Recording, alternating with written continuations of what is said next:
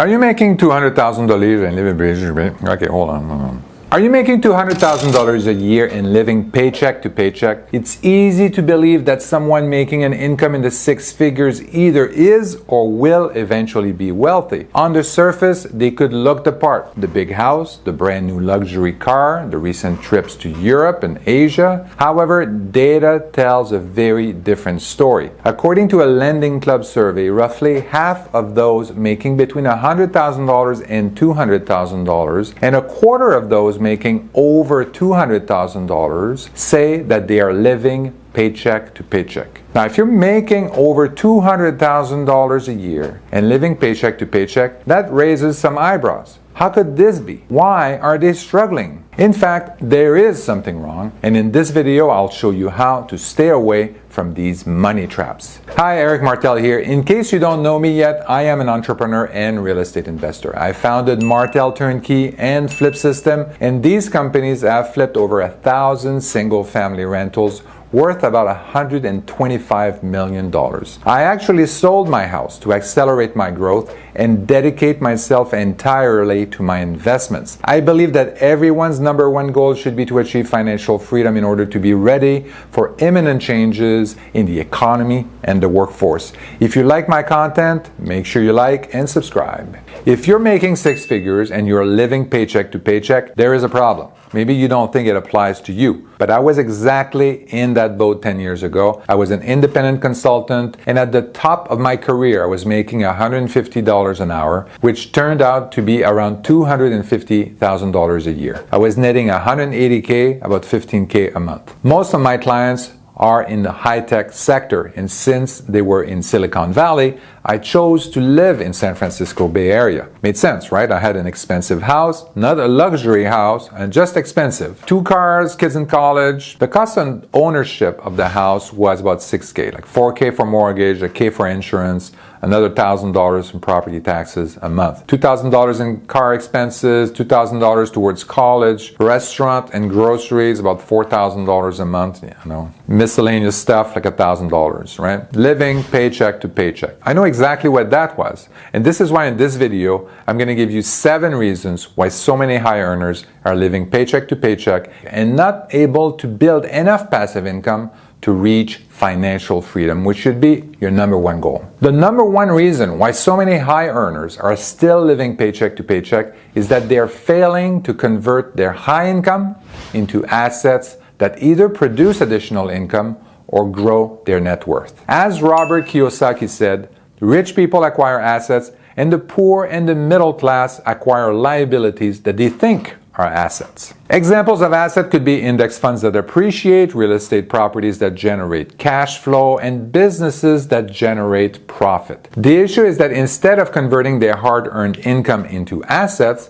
many high-income earners spend their income on depreciating luxury cars, expensive homes, cottages, boats, motorcycles, and all kinds of fancy toys. Robert Kiyosaki, the author of Rich Dad Poor Dad, gives a great illustration of this by drawing out the cash flow pattern of a person who is stuck in this loop, spending all their income on liabilities. Let's say you're high-income earners. Maybe you are. So you have a great job that provides great income. Thus, you have money to spend beyond your basic needs. But instead of buying assets that could grow your wealth, you spend it on liabilities, like a mortgage for a big home, car loans on a brand new luxury car, school loans from your expensive college, and all kinds of other stuff. And as your wages increase, your expenses increase as well, because you're continually buying more liabilities to elevate your lifestyle and your status. You cannot build wealth this way, and so many high earners fall into this trap. Look at your assets. Ask yourself 2 questions. Does this asset generate income or a profit every year? And if not, can I get rid of this asset and replace it with an asset that makes money for me?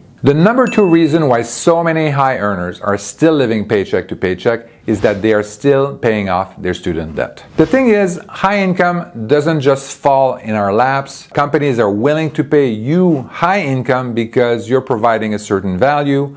most often value that is earned through high quality education. Now take a look at doctors and other in the medical field. Doctors are paid high income because they're providing essential services to patients. However, in order to be a doctor, one must go through a lot of education. 4 years of undergrad, 4 years of medical school, medical residency that could be another 4 to 7 years. And all this education, I don't need to tell you, is quite expensive. According to NerdWallet, the average medical school graduate owes over $200,000 in medical school debt by the time they graduate. Pharmacy school, $180K. Law school, $130,000. Business school, $66,000.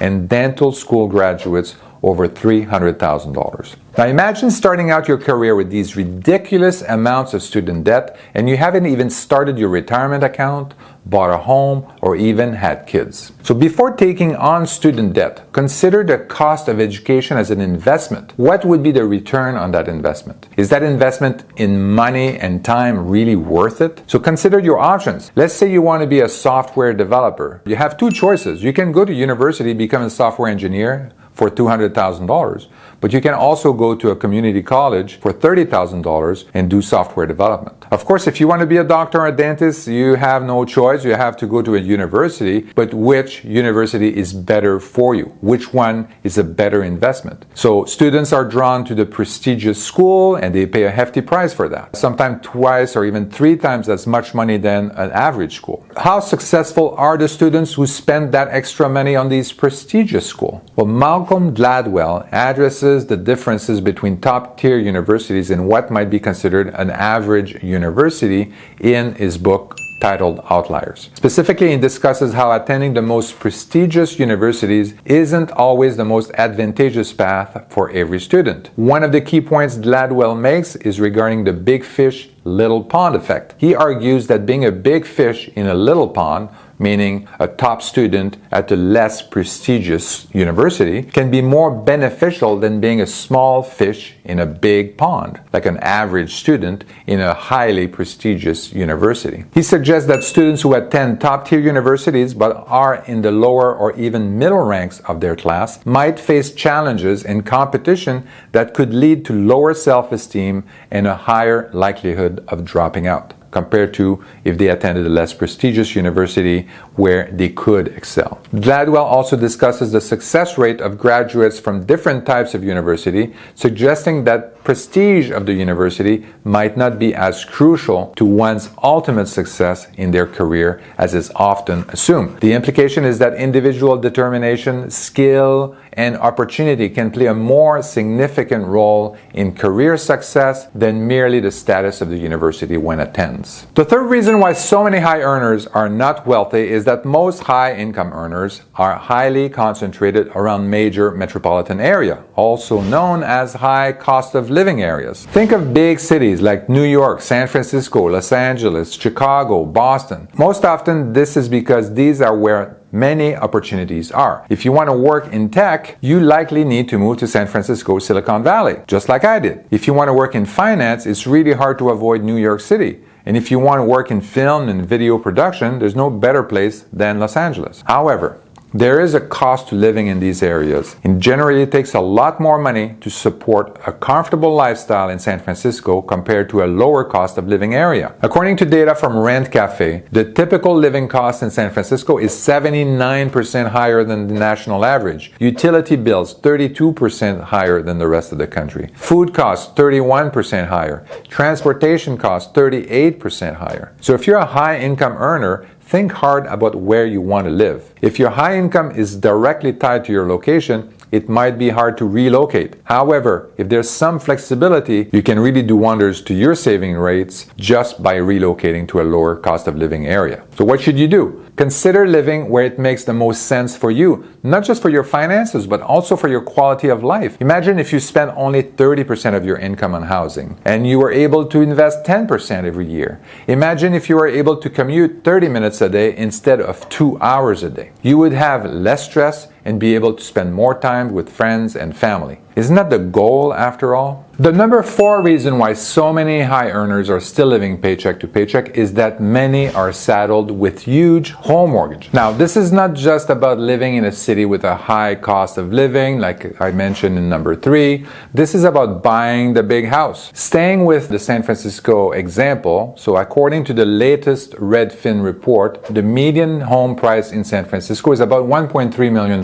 And I'm not talking about a mansion with 12 rooms. This is an ordinary home with 2, maybe 4 bedrooms if you're lucky. Do you know what a monthly mortgage on a $1.3 million home would be? Let's just assume that you put $300,000 down. Right? So I'm not even going to talk about the opportunity cost of investing the $300,000 on single family rental somewhere else. So you would need to finance $1 million after that, and the monthly payment for that on a 30-year fixed mortgage at 8% is $7,300. We're not even talking about the housing costs, utility, home insurance, property taxes, which would add probably another $2,000, maybe even $3,000 a month. These costs could make your monthly housing costs close to $10,000. When you need to pay close to $10,000 in housing each month, as you can imagine, it's really hard to build wealth even if you're making a good salary like $200,000. When half of your salary is going to housing alone, it's really hard to build wealth because you don't have extra money to invest. So what should you do about that? Well, consider renting instead of buying a home. As Robert Kiyosaki mentioned, a house is a liability. It's not an asset because it doesn't make you money. A house is a liability because it sucks money from your bank account. Instead of buying a house to live in, rent a house and invest in single-family rentals instead. You will get positive cash flow, appreciation, and tax advantages that you wouldn't even get with the house that you live in. I used to own a house in the San Francisco Bay Area, and it felt like such a burden. Even though I had a ton of equity in my house, it was not working for me. I was also making, as you know, significant amount of money. Every day I would come home and imagine my equity had been sitting on the couch all day watching TV while I was working hard every day, 10, 12 hours a day. One day I decided to put that equity to work, sold my house and invested in single-family rentals, and was financially free within months. Sounds insane, right? But hear me out. The cost of owning my house was $6,000 a month. Like $4,000 in mortgage, $1,000 in insurance, $1,000 in property taxes a month. We lived there like 18 years in a modest home, not a luxury home by all means. 1,700 square feet, 4-bedroom, 2-bath bungalow. We even put over like $300,000 in renovation, and over the years the house more than doubled in value. So it built a lot of equity. I was able to rent a 2,100 square foot home up in the hills overlooking the bay. It was a bigger house, better location than the previous house, and the rent was $6,000 a month. With the equity, I invested in single-family rentals, and the cash flow from these investments paid not only for my rent of $6,000 a month, but also paid for all my living expenses. I was financially free. I converted my house, which was a liability, into a portfolio of single-family rentals, which are assets, and became financially free. Now, the number 5 reason why so many high earners are not wealthy is that many struggle with the pressure to pretend to be high income earners. They actually feel like high income earners because they have the expensive house, live in a nice neighborhood, drive fancy cars, and their kids go to these nice, prestigious schools. And when you feel like it, that is hard to dress cheaply. It's hard not to go to fancy restaurants and drink expensive wines. We live in a culture that oftentimes encourages and reinforces these stereotypes and this pressure to look successful. Social media is definitely one of them. This is why I'm a big proponent of frugality. Not extreme frugality, but live within your means. Have you ever seen me have a picture beside a Lamborghini or a Rolls Royce? Have you seen me beside a yacht or anything like that? No. I don't care about that kind of stuff. What I want is to be financially free and time free. I want to be able to do what I love to do every day. When someone has the title of executive or partner in their name, there's a subconscious expectation that this individual should look and drive and live a certain way. Drive a fancy car, wear expensive watch, and have access to pricey country clubs. Often people would ask me, well, if you're so successful, how come you don't have a Lamborghini? I don't want a Lamborghini. It's not practical. Because you're representing your firm, you have to present yourself in the best way possible. That's what you're thinking. After doing this for a while, you're conditioned to believe that the luxury lifestyle that was enabled through high income is not only expected but necessary to continue to be successful. It becomes your brand. And speaking of brand, luxury brand marketers are constantly on the lookout for ideal buyers who are willing to spend money on their expensive luxury products, who have deep enough pocket, and who better than high income earners living in high cost living areas who want to look wealthy and successful. They're essentially gold mines for these high-end retailers, particularly those that sell luxury brands. So it's not a surprise that luxury brands use popular celebrities and athletes to position their brand, promote its appeal, and communicate a message about status and success, something that high-income earners so desire. How can you control your spending? Well, use a budgeting method like the 50-30-20 budget. You can also download my personal budgeting tool on my website, marteleric.com. The number 6 reason why so many high earners are not wealthy is that many are the prime targets of financial institutions. Banks, investment firms, insurance companies, some even went as far as making high-income earners the core focus of their business. Now, if the institution is providing valuable services to these high-income earners, then I don't have a problem with that. We all need banks, investment firms, etc. The issue is when these institutions sell financial products that are not in the best interest of these high-income earners. For example, simple solutions that are offered to the general public, but all of a sudden they get sold at a higher price point or become overly complex, and they're telling you that you have to meet a financial advisor in order to build a perfect portfolio or customize the solution to your specific need. You're told that they should hand over your money to a professional investment manager because they can outperform the market. They're told that they need financial products like annuities and reverse mortgage products that makes these financial institutions a lot of money, but only at the expense of the customer. So what should you do about that? Well, you have to think like an investor. Everything you do, every investment you make must return something, must give you a return, and compare these returns. Avoid unnecessary fees. Look for alternative investments that you control. Investments that are not subject to the whims of the market.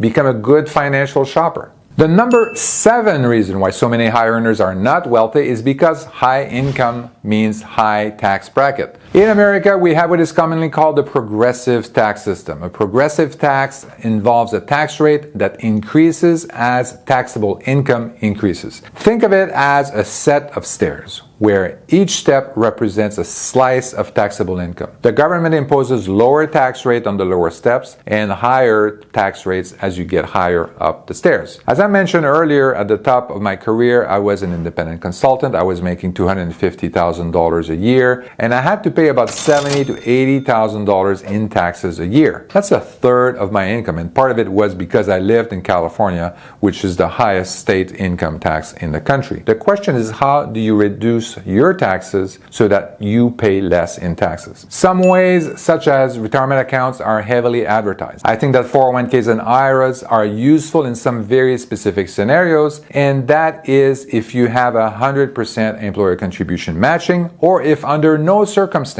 will you ever need to withdraw the money before 63 years old. Even then, I would want you to prepare a plan for how you intend to convert these retirement savings into a stream of income at retirement. In most cases, I would say that investing in single-family rentals would be even better. So what should you do about that? The tax code is basically written for entrepreneurs and real estate investors. Why? Because entrepreneurs are taking risk that, if these risks pay off, will be great for investors, of course, but also great for the economy, for the country, for the workers. When you invest in real estate, for example, you can deduct all your expenses, you can take depreciation deduction, which furthers reduce your taxable income. You still get the net cash flow in your bank, but sometimes you don't have to pay taxes on it because your depreciation is offsetting it all. Also, appreciation compounds tax-free. So I hope you find this video helpful. Obviously, it doesn't apply only to high-income earners. It applies to everybody,